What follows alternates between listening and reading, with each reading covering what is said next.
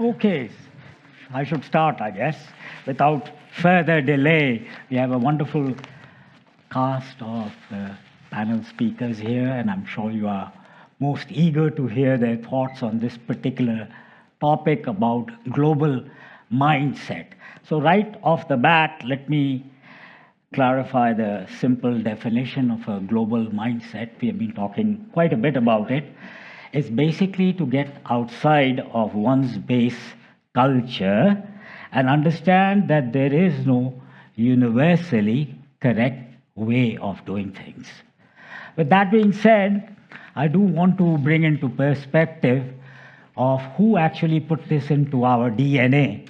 None other than Dr. Liebrecht, who was a visionary, a German visionary, who saw the tectonic shifts that were coming into our world at that particular time in the 1960s, which we economists later on came to term it globalization.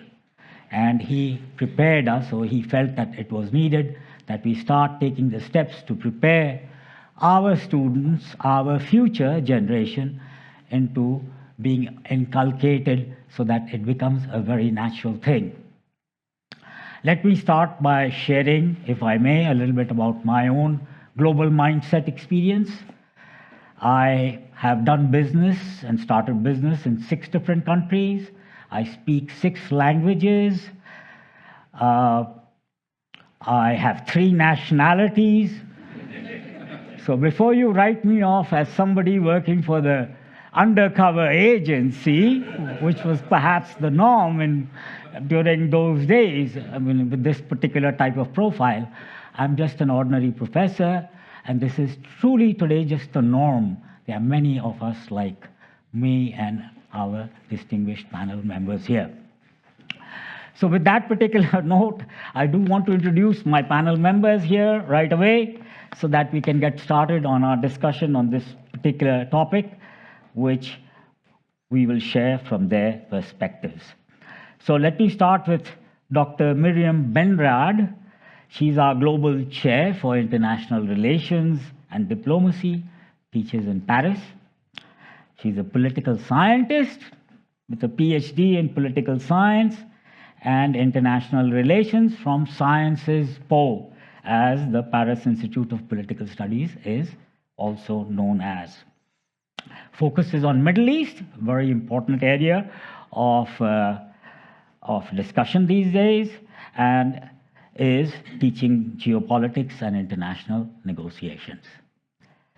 Dr. Geoffrey Writes, our other outstanding panel member, teaches financial accounting, business finance, international marketing in Heidelberg. So welcome to Madrid, all of you. He holds a PhD from the University of Surrey in UK, has over 29 years of corporate experience in different industries, and we would like you to share some of that as we talk about this particular topic. And he brings extensive, resourceful corporate experience to academia. So let me start with you, Dr. Myryam. As a political scientist that you are, what are your insights on the importance of global mindset as far as your field is concerned? Thank you, Gour, for this introduction. Thank you, Marta, Victoria, and all our colleagues here in Madrid for welcoming us.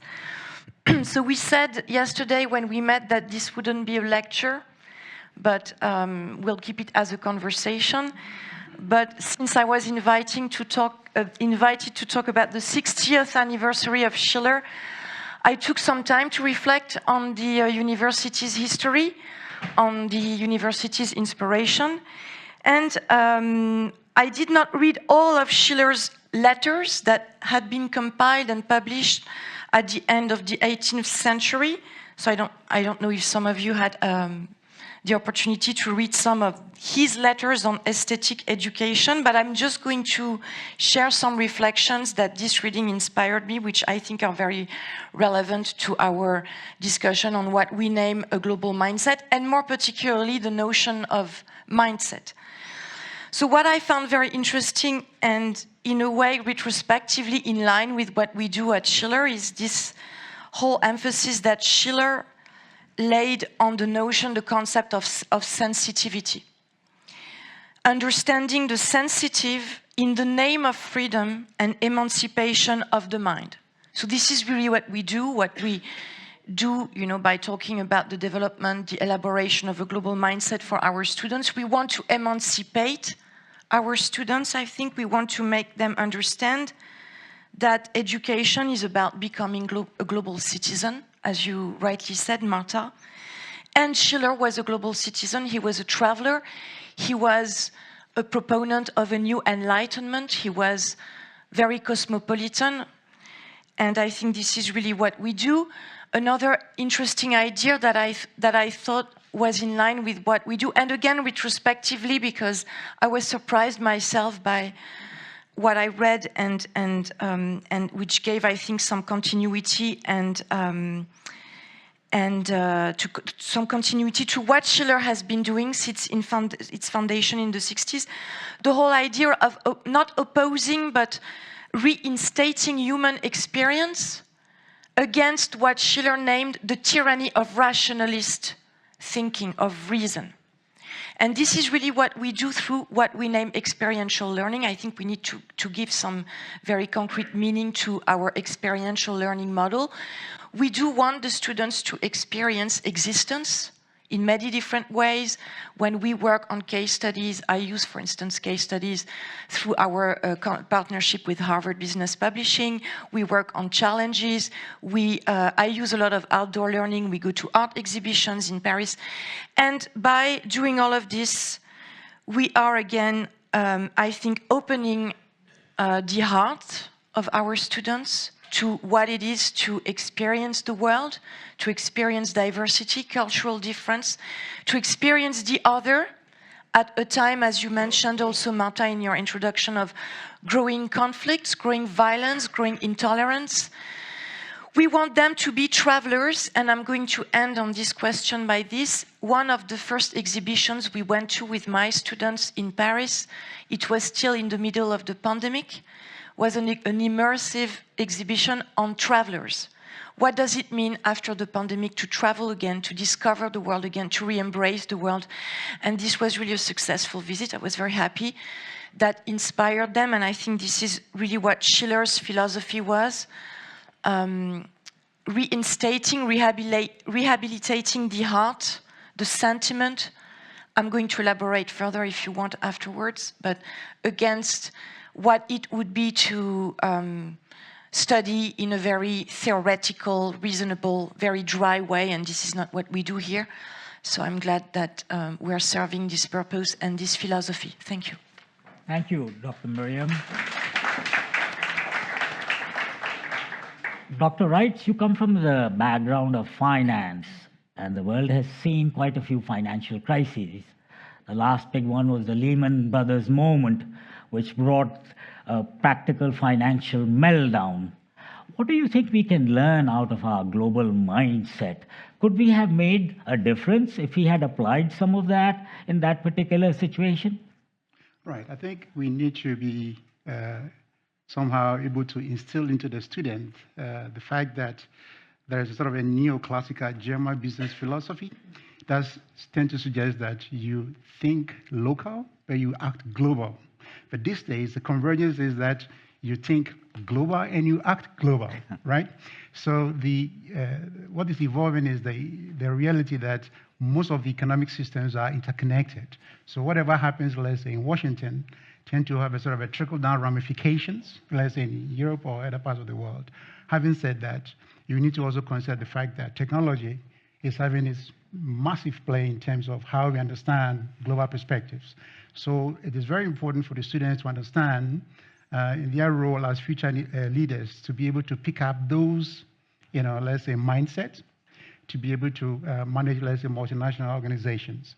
Remember that convergence in the technology actually disrupting businesses.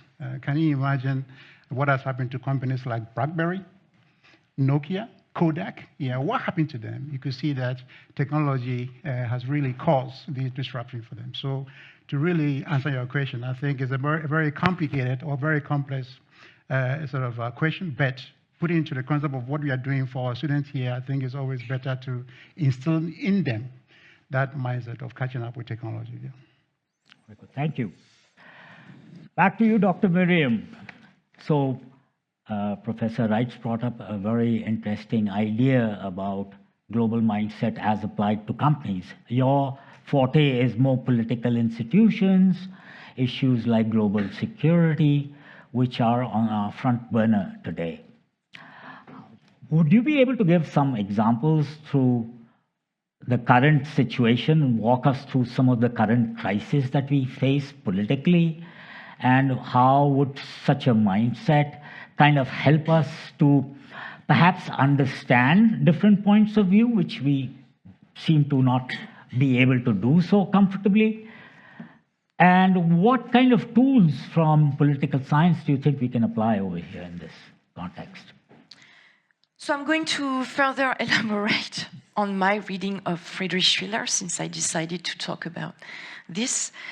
It's really, and this is actually part of my research, it's, I think, really a question of renewing the notion, the concept of reciprocity, talking about the formation of sentiment, a new enlightenment, which was the urgency of the century for Schiller, and which I think is also probably the urgency of the 21st century.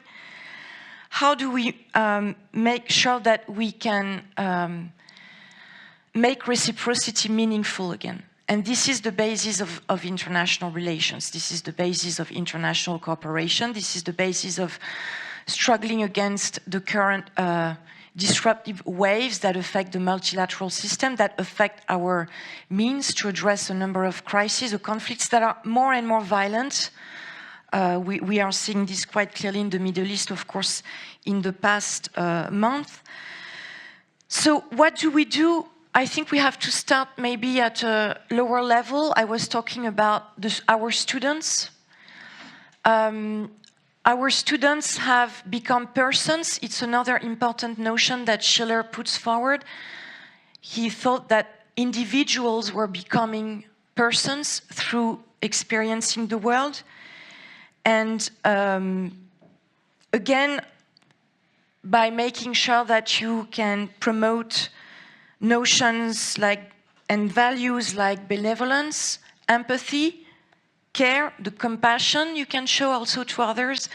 I know it seems a bit prosaic, but this is really the values we advocate at Schiller and we try to promote, and which have allowed us very concretely to talk about many tough issues in the classroom in a tolerant, respectful, and meaningful way, which I also think was the experience of other students from other generations. So this is very interesting.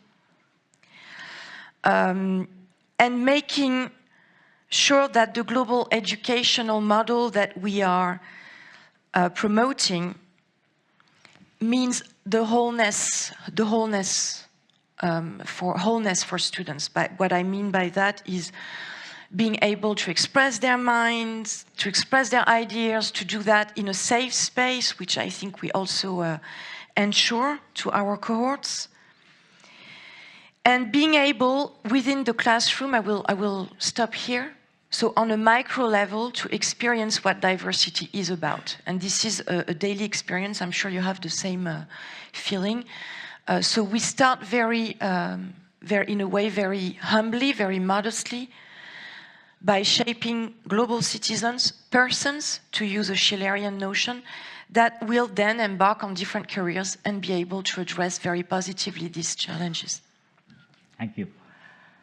Dr. Writes, you have studied technologies, you alluded to it, convergence of technologies. Of course, the game changer, the big 800-pound gorilla that we are confronted with is AI. Right. How do you see AI in your area and in terms of the global context that we are in today, having an ability to provide insights into some of the complexities of the financial world that we are corporations tend to face? Right, so it's not just AI. We can look at AI within the context of corporations and then within the context of academia. Well, within the context of corporations, you have to sort of span it a bit to look into things like cryptocurrencies, blockchain technologies, augmented realities, and how all these are, sort of changing or rearranging, let's say, business models. Now, when it comes to academia, what the students should expect is the way we learn is going to change. Even these days, the way you produce papers, academic papers, is changing. So probably, can you imagine, let's say, 5, 10 years from now, where an instructor could really prepare his teaching materials, upload in some form of a cloud, using AI to probably serve students, let's say, 20 different countries without he being in the classroom, you see? So this is how AI is going to impact the way we understand academia, or let's say teaching activities. So it is very, very, very important. Now, back to the corporate situation. Think about how, let's say, cryptocurrencies is sort of triggering regulatory concerns, because now you have the role of, let's say, the central banking mechanism trying to see whether they could also, let's say, take over. So when that happens, you can imagine the sort of the ramifications that they're going to have on our lives. I think that is my input there. Thank you. Dr. Myryam, as a political scientist, we would love to hear your views on the idea that if you look at politics, it is supposed to be the art of the possible, but it seems like it is really the art of not going anywhere. You look at the Syrian crisis that you mentioned, you look at the Palestinian issue, you look at the Ukrainian war, and many, many other issues that really don't make the headline news. What do you feel? How do you think we can break this impasse that we have brought upon ourselves in this world of politics and be able to move ahead as a global community with these issues? So I don't have a magical answer. As you can imagine, I'm very familiar with Syria. I spent a lot of time in Syria before the war in Iraq. Also, this was my original background, so I know these regions very well. It's been a tragedy for many, many Syrians, but it's also been a tragedy for us as researchers. I just want to say we are coming from a very tough situation. So there are a lot of things that are being done. I'm not going to say that the situation is much better than it was 10 years ago, but I really do think that there are ways to struggle against this wave of violence, this hyper-violence that is, of course, in its way creating so many detrimental, destructive effects, like poverty, long-term dispossession, despair, social despair, and increasing global injustice in many ways, including in the relations that we see between nations. But it's also creating new spaces for new regions. I'm very interested in of course, in the rise of the Global South. I work with many colleagues from the Global South, so-called Global South. We can discuss about this notion, but I see the emergence of new voices, of new ideas. So I believe in the faculty, in the ability of the international system to rebalance itself or to find ways out of what you call the impasse. I'm not saying that we are not there. And the value of justice, and justice can only be re-embodied by international institutions and multilateral cooperation that has been in a state of crisis for some time now. But we have nothing else. As I'm always telling the students, we have the value of our own personal efforts as global citizens, but we should also at the state level really advocate for renewed cooperation at the multilateral level. The state remains the main actor on the international scene. We're seeing the emergence of civil societies, of new voices, but they're not strong enough now, unfortunately, to counter some of these dynamics. So I think we should really, also in the name of our collective responsibility, favor multilateral cooperation, and I think it's great that we're signing this partnership with UNITAR, which also will be a meaningful partnership besides beyond the certification for our students. It will really mean that we are putting ourselves on the right side of history.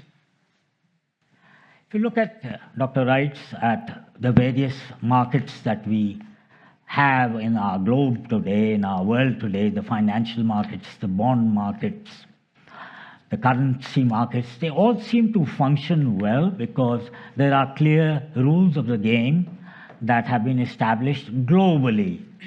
And that was one of our success stories when we have set aside our differences to work for the better good of humankind. And rationality of markets is a blessing for us. But there are many market failures at the same time that occur, which comes largely because of a self-centered point of view, point of thinking, whether it is nationalistic or whether it is organizational based. What would your opinion be, and how would you try to highlight this particular issue to your students? Yeah, well, the challenges here are usually regulatory and structures. Okay, so if the regulatory oversight is not working properly, you run into troubles very quickly. Because you mentioned the financial crisis that evolved. If you dig very deep into it, you can see there's something called a subprime mortgage issues that occurred in the States and sort of rolled over into Europe. But why that? You know, and if you look at the, let's say, the compliance standards that were applied, they weren't very sufficient to control that. So we have to do a lot in terms of closing in on those loopholes that exist in terms of control, in terms of compliances. Because when it happens, particularly when it happens in the US or here in Europe, I mean, there's a whole spillover effect, and that causes damages. So that's one thing. And the second thing is the responsibility of corporations themselves. You have companies that are so big, you call them too big to fail companies. So when companies like that evolve in financial scandals, in Germany we have a case of a company called Wirecard.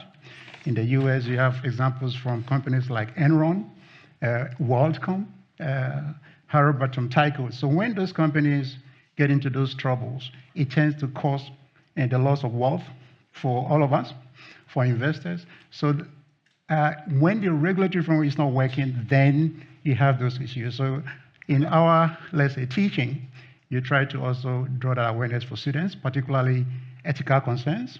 Ethics is a very important issue in corporate governance these days. So that is how we are trying to educate the students to be able to be ahead of all those challenges. Yeah.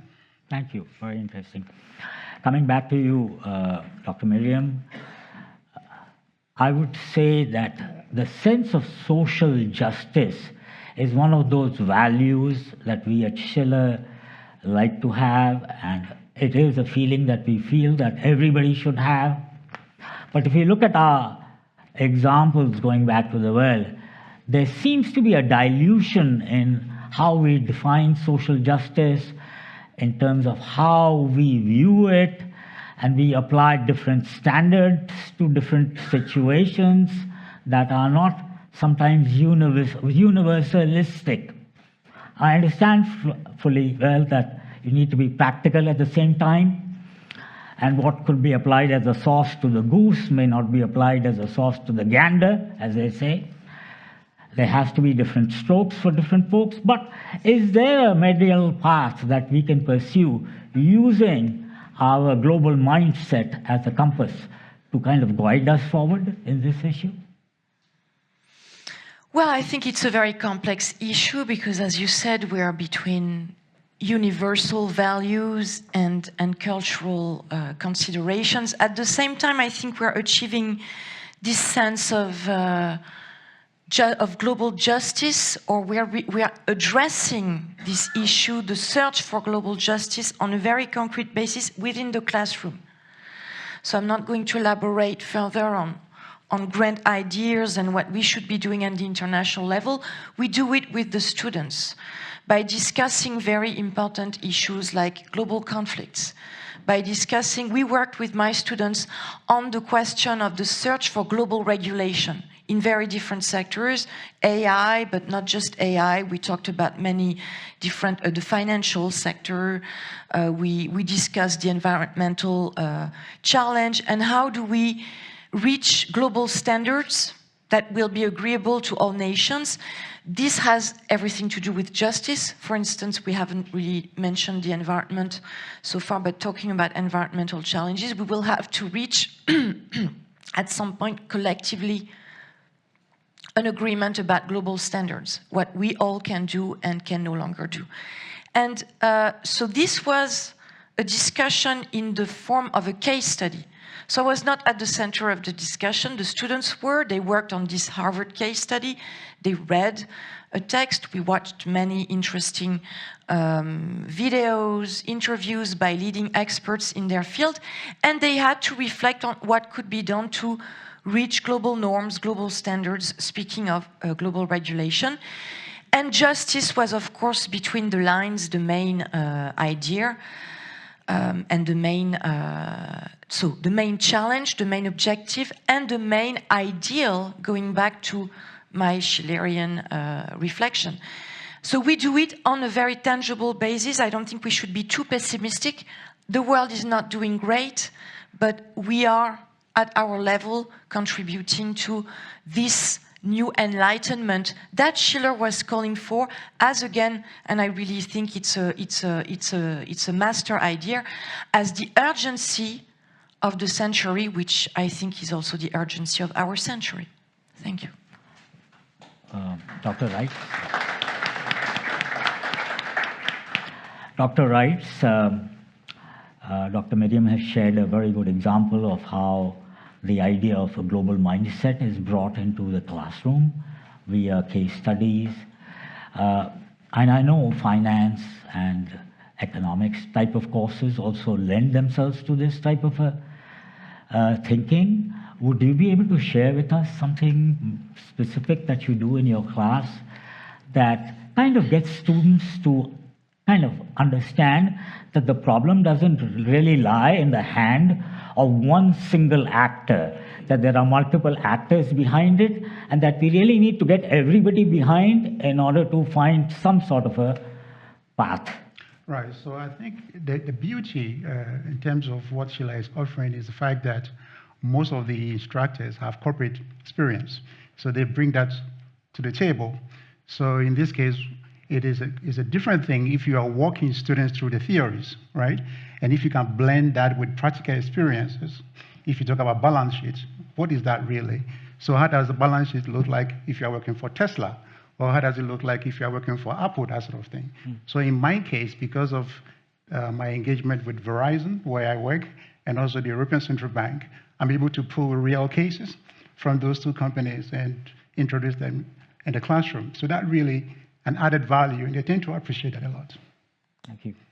Dr. Myryam, would you be able to share with us what should be the main takeaways for our students who are pursuing a career in political science, IR, for ourselves over here, as to how the kind of global mindset thinking that we are discussing today can actually enhance and sharpen their ability to analyze and perhaps find solutions for complex issues? So I would say very simply that our students are very aware of the challenges that we are facing. As I said, I think they travel. It's also a journey being at Schiller for them, whether they study within the bachelor or master degree. They really have a sense of what they do, that they're being transformed by their journey with us, that they will have to, of course, face other challenges following their graduation, but they're very aware of this. I mean, despite the adversity, because as I said, I joined Schiller at the time of the pandemic. And what really surprised me and provoked my admiration, I have to admit, was the fact that the students, despite those very difficult times, were very passionate about what they were doing, at the center of their own learning, in a way being their own creation. And this is another interesting concept in Schiller's philosophy. You're your own creation. So we work a lot, for instance, on self-reflexivity with the students, on self-perfectibility, which is also another concept in Schillerian philosophy.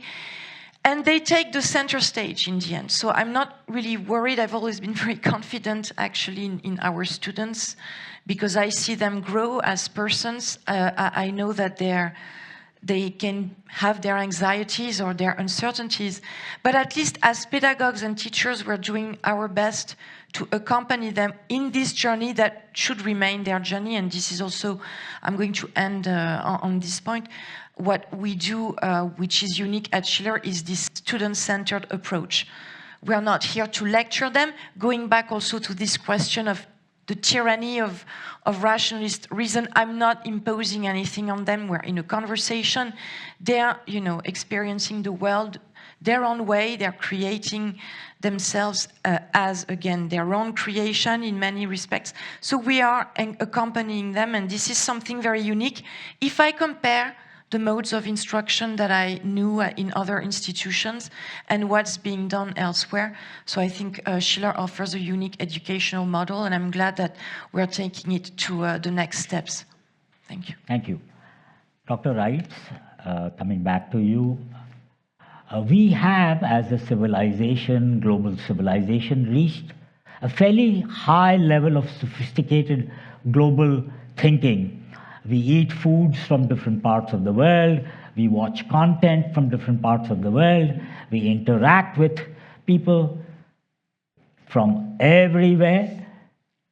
So we are living in a fortunate age, one might say. But, at the same time, we do have a lot of issues that are remaining outstanding, and the list goes on and on and on. Global warming, social injustice, overfishing, plastics in the ocean. I mean, every day you hear more and more issues.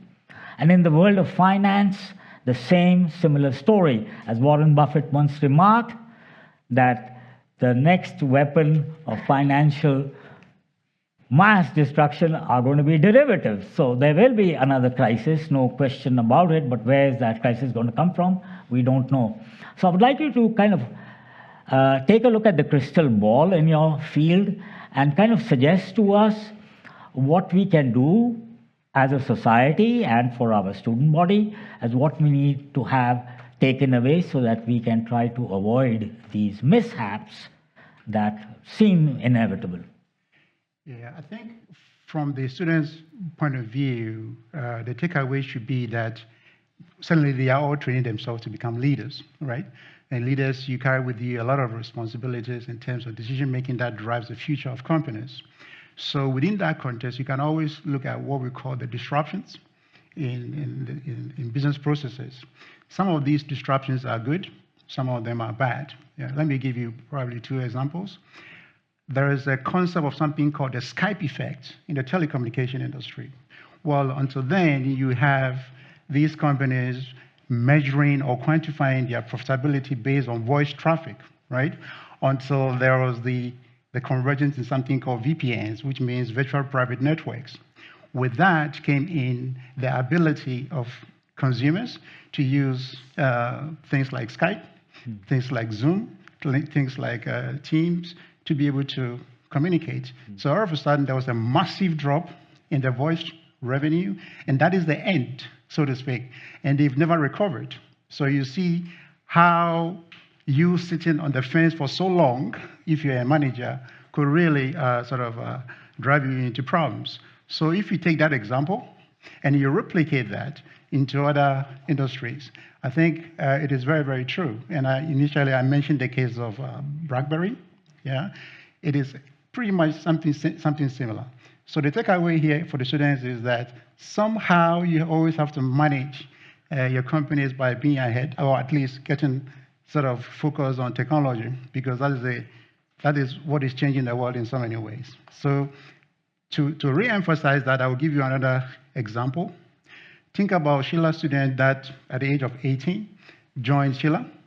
Probably not very fortunate, so there's something called digital divide between those who have access to digital knowledge or technology and those not. So let's say this student is coming from the north, so to speak. This student is going to struggle with a very basic skill, and that is just typing. You see, so during the COVID years, you saw that students were failing exams because of the speed of typing.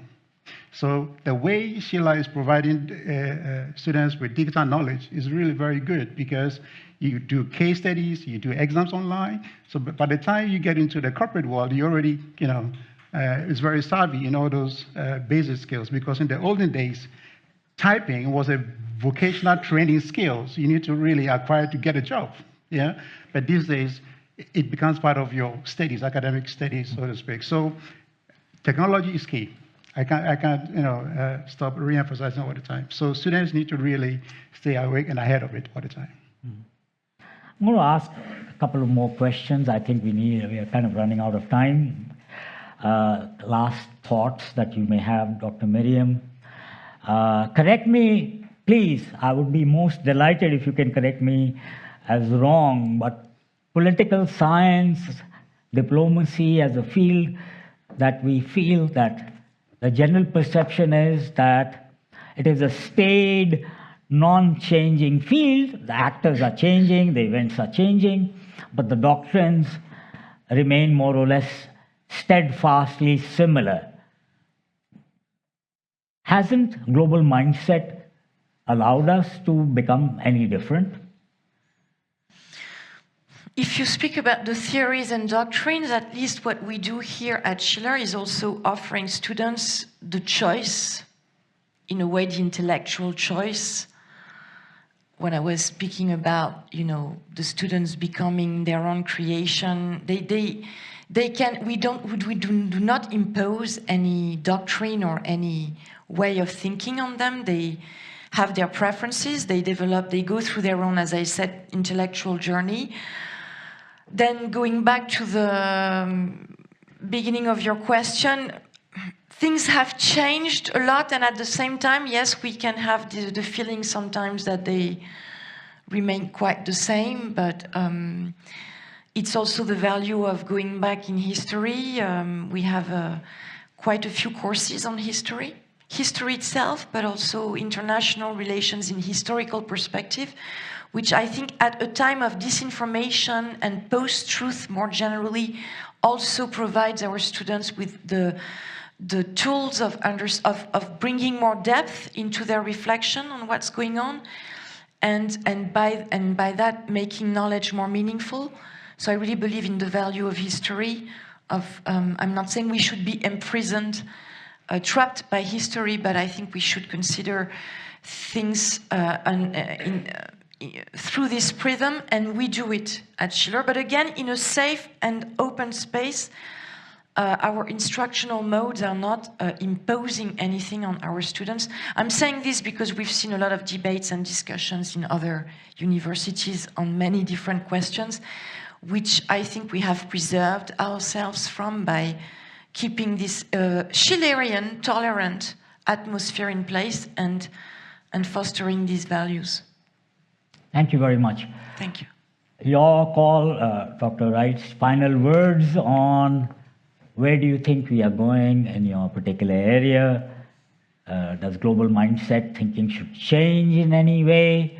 What can be added on as a takeaway for us? Right, the takeaway here is we have to, not just the students, we have to be very careful because of what is going on in terms of the geopolitics. The friction going on between the US and Russia is very dangerous. And we have to keep that in check. And also the demise of something called, I don't know whether most of you are aware of that, something called the petrodollar concept is collapsing, yeah? The sort of Moscow flexing between the US and Saudi Arabia. So those things are really going to change the world, whether we like it or not. And then comes in the third key aspect, the role of something called the BRICS nations, yeah, and the whole idea of de-dollarization from some of these economies. These are going to affect the way we understand the world, let's say 5-10 years from now. Yeah, thank you. Thank you very much. Please join me in thanking our distinguished panel members for their incisive discussion on this topic of global mindset. Just a second. Is there any question from the audience here Yes. to this panel? No? Because we do have some questions that our audience sent to Dr. Benraad. So it says, in light of the recent political crisis in the French government, how can fostering a global mindset among political leaders help to stabilize national governments and ensure cohesive international collaboration in addressing global challenges? So I avoid French politics.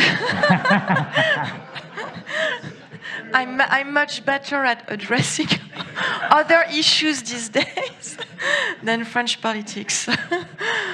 But in general, then, how? So we're seeing the French society very polarized. As I'm answering your question, there are demonstrations against the results of the European election, against the decision made by our president to dissolve the parliament. We're in the unknown, unfortunately. But I did not expect this dynamic to be so quick. Maybe I was naive. At the same time, I'm not going to tell you that we're all aligned on what's going on, and this will be quite a violent sequence in French political life. So do you think a global mindset would help to these leaders? Oh, I think that half of the French population, at least, is still on this side of history. But then I can't tell you for the rest of French electors. We'll see what happens shortly in the next weeks now. Thank you. And for Dr. Writes, there is a question about the recent G7 summit. Our audience is obviously very connected. So it's saying, given the recent discussions at the G7 summit regarding economic cooperation and climate action, how can fostering a global mindset among leaders and citizens alike help address the pressing challenges and economic inequality and environmental sustainability? Well, there's a concept in management called the CEO disease. That means you are at the top, but somehow you are disconnected from the problems at the very bottom. And this is what is going on, probably. So you have the G7, let's say the rich man's world. So somehow a bit disconnected with the challenges on the ground. So probably putting into the global perspective thinking, maybe it's high time we have leaders that are concerned about what is going on with the average person. Because if you're at the very top, it's so easy to be affected by CEO disease, you see? Yeah, like I am the boss, call me God, that sort of thing, yeah? And that is not good. Thank you very much. Thank you all. There is a small break now, 10 minutes break, just for you to know, and we'll continue.